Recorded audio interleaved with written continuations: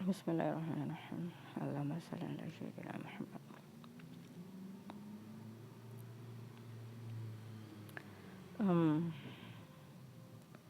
Kemarin saya mendengar ya, ada seorang yang berkata bahwa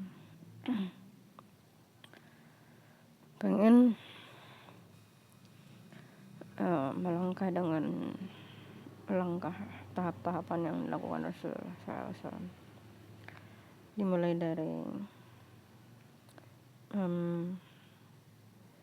seperti Rasulullah kayaknya hijrah ke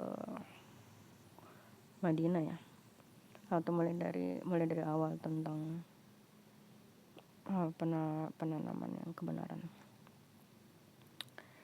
Dan saya sudah mengatakan ini, kalau kalian mulai dari awal itu berarti kalian mau perang dengan kaum munafik ya, dengan pemimpin munafik itu ya. Kalau maksudnya adalah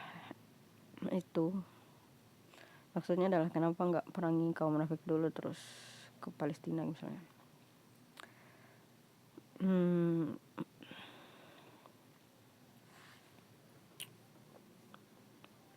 Oke. Jadi ada perbedaan proses kan. Jadi kalau di zaman Rasulullah itu misalnya Madinah sama Makkah perang gitu. Dana perangnya dari mana? Kan dari masing-masing kota kan. Dari Madinah. Pasukan Madinah dari pasukan perangnya dari Madinah gitu. Mekah ya pasukan perangnya, perlengkapan perang itu hartanya ya dari Mekah juga. Kalau peperangan zaman sekarang itu seperti itu misalnya nggak masalah sebenarnya. Masalahnya Zionis menggunakan hampir seluruh manusia dana perangnya. Dan perang Zionis itu menggunakan hampir seluruh manusia karena US dollar, karena uang kertas yang bodoh ini. Kalau nggak ada uang kertas, ya kalahkan dulu pemimpin munafik nggak masalah. Tapi karena uang kertas ini bro, hubungan ekonomi US dollar sebagai mata uang internasional, jadi harta yang dia gunakan untuk berperang itu bukan cuma dari golongan mereka, dari tempat mereka, enggak, dari seluruh hampir manusia, karena US dollar sebagai mata uang internasional. Makanya strategi yang paling tepat itu berkumpul di Syam, habisi dulu Zionisnya. Kalau Zionisnya habis selesai, nanti tinggal tunjuk keberlanjutannya kan. Karena kayaknya Imam Mahdi ya tugasnya pemimpin munafik ya. Ya wallahu alam. Makanya saya selalu mengatakan yang paling tepat itu yang dikatakan Rasulullah memang. Gak ada yang paling tepat daripada yang dikatakan Rasulullah SAW. Itulah yang paling tepat. Kalau kamu misalnya perangi pas sawit ya, itu bantuan dari Amerika bakal datang tuh, militer dari Amerika bakal datang. Berat itu, berat. Lebih ringan kamu bersatu di Syam semuanya, kalahkan dulu Zionisnya. Itu lebih ringan secara strategi ya. Wallahu a'lam. Makanya paling tepat itu memang yang dikatakan Rasulullah SAW. Ketika katanya pasukan mau berkumpul nanti ya, tapi pasukannya berkumpul kayaknya pas Imam Mahdi kayaknya ya. Ya wallahu a'lam. Yang jelas yang paling tepat itu mengalahkan Zionisnya dulu gitu. Zionisnya awal dulu. Kalau Zionisnya udah kalah, baru pemimpin munafik ini gampang, karena otaknya bukan mereka itu bisa diganti kapan aja, karena mereka ini boneka gitu, namanya boneka ya, bisa diganti lah boneka kan. Makanya pemimpin munafik ini cuma boneka, bisa diganti kapan aja, terserah jenis. Yang punya kekuatan kan mereka, karena yang memiliki profit itu, yang menggenggam, yang mengontrol uang kertas itu kan mereka kan, dari Fed. Ya sudah, mungkin jadi konspirasi ya mungkin. Tapi ya sudah, wallahu alam. Makanya kita bilang dana utama mereka itu dari uang kertas gitu, dari Fed. Dan pokoknya gitulah. Kalau kayaknya ribet kayaknya kalau. Yang kedua itu baru pemerintahan. Cuman kalau nggak ada pemerintah kan memang mereka bakal kalah kan, karena uang kertasnya ditebar melalui pemerintahan gitu. Jadi nggak, pajak itu kedua, pajak itu kecil pajak itu, lebih besar uang kertas. Tapi penebaran uang kertas mereka nggak bisa laku kalau nggak ada pemerintah. Kayak pemerintah boneka itu wajib, pemimpin boneka buatnya itu wajib. Makanya kalau kamu lawan boneka, ya boneka bisa diganti. Ngapain lawan boneka bisa diganti. Lebih baik serbu dulu orangnya gitu, kepalanya, otaknya kan Zionis.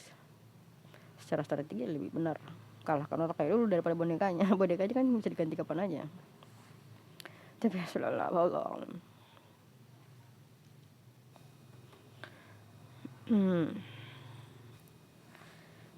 Dan seperti itulah ya, karena Zionis menggunakan harta hampir seluruh manusia melalui perputaran ekonomi, melalui uang kertas itu. Ya sebenarnya karena uang kertas itu juga dia bisa bisa ciptakan perang gitu. Alhamdulillah. Makanya saya salah satu orang yang sangat bersyukur ya, karena Rasulullah SAW bisa melihat masa depan. Coba kalau Rasulullah nggak bilang gitu, nggak bakal ngumpul nanti itu mati sama Imam Mahdi. Karena Rasulullah udah bilang mungkin, makanya mereka siap-siap dan berkumpul pas Imam Mahdi sudah muncul gitu kan. Tapi masalahnya Imam Mahdi kan nggak muncul begitu saja kan, jadi dipaksakan. Makanya semua ulama memang yang pertama harus sadar, kita ini dalam keburukan, kita ini dalam kebodohan. Kalau ulama-ulama nggak sadar dan percaya diri bahwa kita nggak dalam keburukan, nggak bakal keluar nggak bakal keluar. Yang pertama itu sadar dulu kalau kita dalam keburukan gitu. Setelah dalam keburukan baru, setelah sadar kita dalam keburukan, baru saya tahu. Makanya saya bilang, nah kegagalan utama umat muslim itu nggak mau memperjuangkan pemimpin yang adil. Memperjuangkan pemimpin yang adil itu harusnya menjadi kewajiban umat muslim. Tapi ini menjadi apa ya, salah satu yang nggak dipedulikan malah sama umat muslim. Walau alam kenapa, saya nggak ngerti juga kenapa. Tapi ini adalah hal utama yang paling salah gitu. Karena sahabat Rasulullah yang memperjuangkan Rasulullah kan. Banyak itu ayat-ayat itu yang mungkin lain kali ya sejelaskan. Yang jelas ada beberapa ayat itu menyebutkan Rasulullah gitu. Pertama karena Rasulullah itu pemimpin pertama. Karena ada wujud di mana Rasulullah itu adalah pemimpin kaum. Makanya Allah memerintahkan kepada Rasulullah. Salah satu maknanya karena Rasulullah adalah pemimpin kaum, maka ayat itu juga merujuk kepada pemimpin gitu. Kayaknya lebih enak ayatnya, tapi mungkin nantilah, karena saya sedang berusaha keluar dari lumpur hitam. Lubang hitam. Tapi kalau lubang hitam itu mirip sama lumpur hitam pasti ya. Kan sama-sama menyerap ke dalam kan.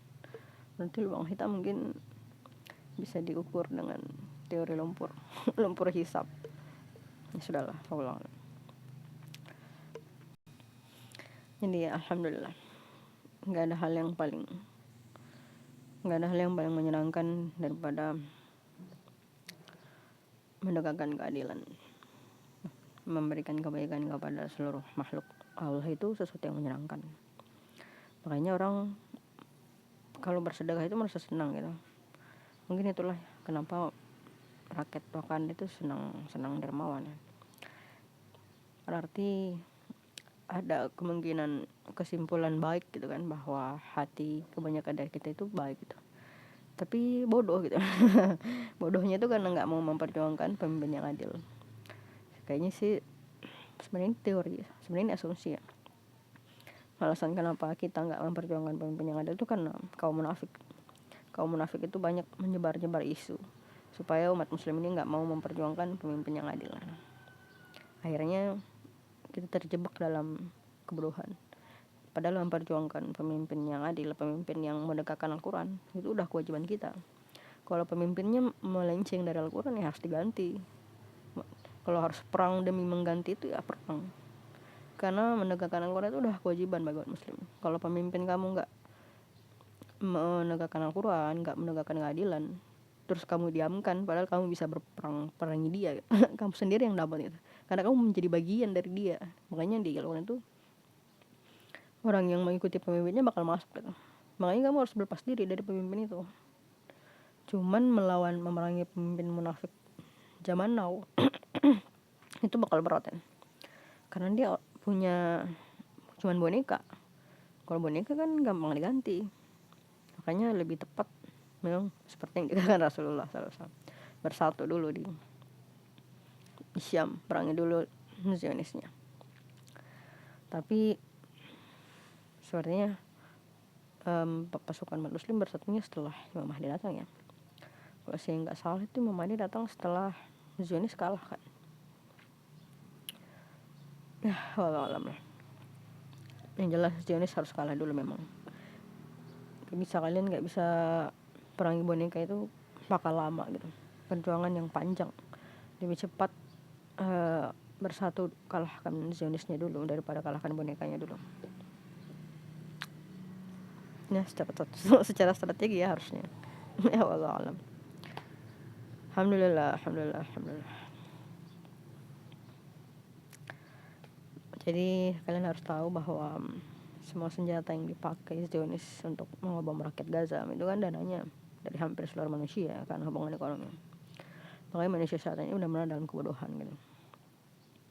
Makanya kemarin saya bilang walau alam ya, pembantaian yang dilakukan Ya'juj dan Ma'juj itu benar-benar hukuman sekaligus hadiah gitu. Hukuman yang berupa hadiah sebenarnya, karena kebodohan manusia itu sendiri. Kan Allah nggak pernah menzalimi manusia kecuali karena kebodohannya kan. Jadi kita melakukan kesalahan karena kebodohan gitu. Makanya harus keluar dulu, paham dulu bahwa kita itu berada dalam kebodohan. Setelah paham bahwa kita berada dalam kebodohan, maka kita harus mencari strategi untuk keluar dari kebodohan ini. Dan menurutku yang paling utama adalah bersatu memerangi Zionis. Sistem ini harus dikembalikan ke Islam gitu. Umat muslim harus bersatu menegakkan kembali sistem Islam di mungkin mulai dari Tanah Suci mungkin ya. Bagus. Tanah Syam sekalian. Tanahnya para nabi. Ya, wallahu alam. Dan itulah yang memang yang paling tepat untuk dilakukan adalah Free Palestine, memenangkan Palestina. Memang langkah awal yang paling utama. Wallahu alam.